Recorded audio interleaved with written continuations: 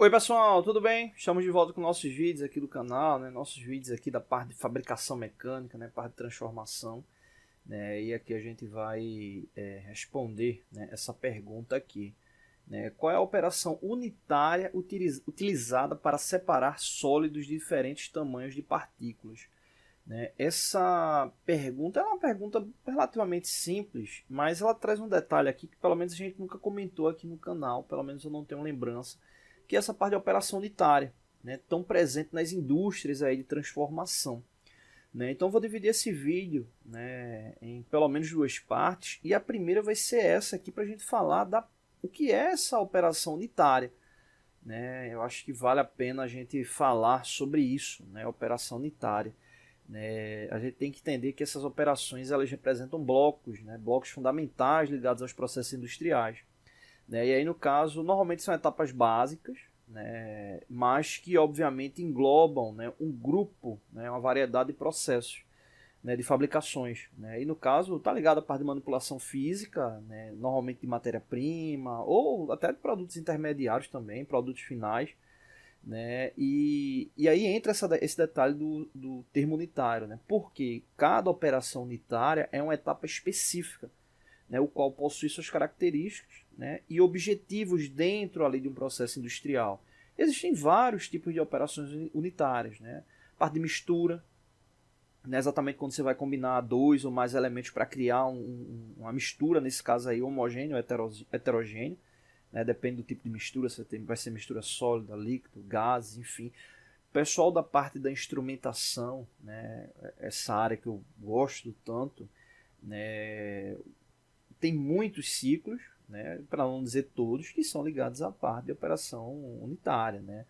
E tantos outros. Né? Falei de mistura, tem a parte de separação, né, que inclusive faz base a essa pergunta. Né? A parte de transferência de calor também é muito comum, transferência de massa, né, redução de tamanho, cristalização, secagem. Né? Então existem tantas outras. Né? Então nesse primeiro vídeo, para a gente entender que as operações unitárias elas possuem essa base, né, que é exatamente a gente entender, né, que são esses blocos, né, dos processos industriais, né, ligados aí à manipulação física, né, voltada à transformação de matéria-prima, mas, né, cada operação unitária representa uma etapa específica, né, com suas características ali dentro do processo, tá bom? No próximo vídeo a gente responde essa pergunta aí, traz detalhes aí, obviamente, sobre a resposta. Tá bom? Valeu! Oi pessoal, tudo bem? Estamos de volta com nossos vídeos aqui do canal, né? Vídeos da parte de fabricação, né? Parte de transformação, né? O segundo vídeo, né, dessa análise dessa pergunta, né? A pergunta é exatamente qual é a operação unitária utilizada para separar sólidos de diferentes tamanhos de partículas. Né? Como eu disse, é uma pergunta simples, mas, né, a gente no primeiro vídeo falou bastante sobre esse termo aqui, operação unitária. Né? O link dele aparece aí no final do vídeo, né? O link do primeiro vídeo. Beleza? E agora a gente vai falar sobre a resposta. Né? Qual a operação unitária utilizada para separar sólidos de diferentes tamanhos de partículas. Né? Então aqui a gente tem sublimação, destilação, evaporação, peneiração, torneamento. Né? No caso, a resposta correta é essa aqui, ó, peneiração, né? Ou peneiramento, né? Também chamado, né, popularmente aí nessa ambiente ligado à parte de operações unitárias. Então o que é que a gente tem que entender? Né? Essa parte da peneiração, né, ela é muito utilizada e é uma operação muito antiga porque você acaba separando, né, tamanhos diferentes de elementos, né, elementos sólidos, na sua grande maioria, né, exatamente por causa do espaçamento das malhas das peneiras. Né? Então, normalmente você vai fazer, né, de uma maior para uma menor. Né? Então, vamos supor que seja um ciclo com 3 malhas. Né? Então, você vai ter a malha 1, imagina que essa malha aqui ela tenha uma relação de espaçamento de malha número 8. Né? Vem a segunda malha, que vai ter um espaço 6, e por último uma malha com espaço 2 ali de elemento. Então a partir do momento que todos os elementos que estão ali são liberados, né, nesse ciclo de peneiração, né, o que é que vai acontecer nessa primeira aqui? Os elementos maiores do que 8, né, eles vão ficar retidos aqui, eles vão ficar retidos aqui.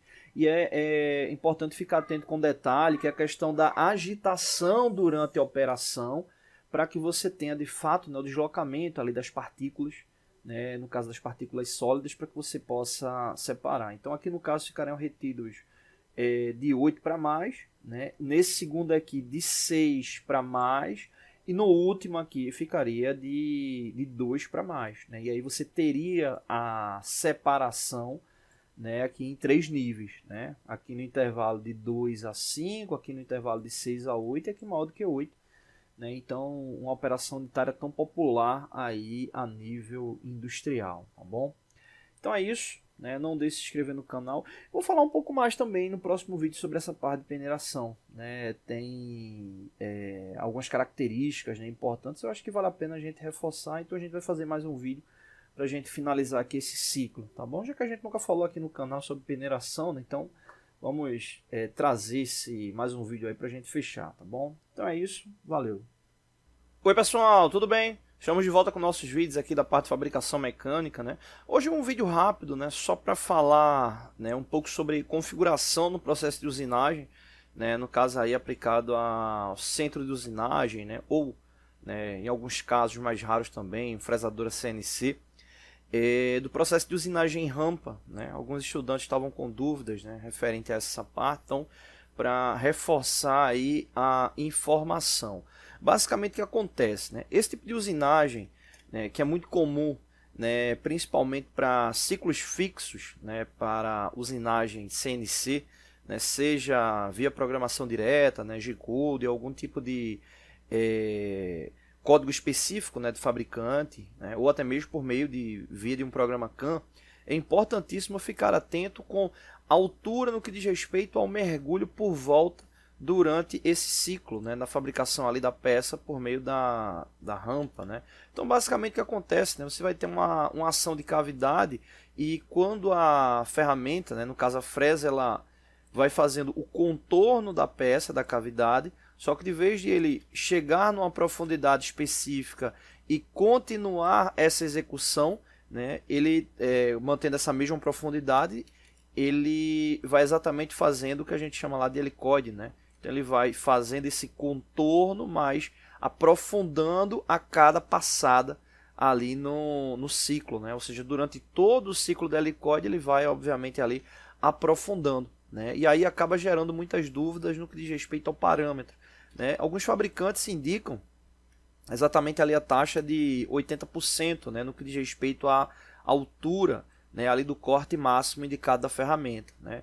Eu já fiz alguns testes com essa altura, né, colocando aí próximo a essa altura aí, acaba forçando bastante aí a ferramenta, né. Então, no caso, as usinagens, né, que eu fiz referente a isso, foi utilizando software de CAM, né, e não ciclo fixo, especificamente, então eu configuro ali para utilizar metade da altura, né, metade da altura, exatamente para cada passada, né, do contorno a ser executado, né. Isso é muito comum para ciclo de contorno, então eu utilizo ali em média 50%, né, haja vista ali a pressão de corte, mas alguns fabricantes indicam ali um ciclo característico de altura ali de 80% até um pouco mais, né, não ultrapassando obviamente o limite de 100% da profundidade ali da ferramenta de corte, né. Você deve ficar atento também com a questão obviamente ali do tempo de vida útil, né, da ferramenta e principalmente, né, características ligadas à parte do acabamento, né, ou seja, se vai atingir ali os parâmetros desejados, né, seja para uma operação final, né, que vai chegar a um ciclo ali de acabamento, né, normalmente essas usinagens em rampa é para desbaste, né, mas mesmo sendo desbaste é importante ficar atento com essa questão do esforço de corte, né, ali característico, né, e se for algum ciclo que porventura venha, né, chegar ali a característica de acabamento, né, atingir uma rugosidade final indicada em projeto, é importantíssimo ficar atento aí com esses parâmetros, né. Mas em resumo eu normalmente utilizo aqui 50% no máximo referente ali ao contorno, a profundidade da ferramenta, né. Mais do que isso eu já percebi que força bastante a ferramenta, o ruído já fica um pouco diferente, o tempo da vida útil normalmente diminui mesmo seguindo obviamente ali as orientações do do fabricante, né? Obviamente é importante ficar atento com características, né, ligado à vibração da máquina, parâmetros voltados à manutenção, lubrificação, mas aquela situação, né?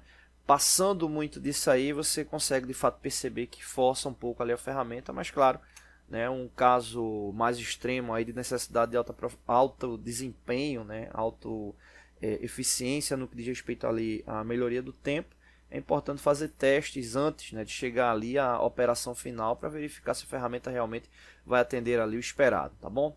Então é isso, valeu!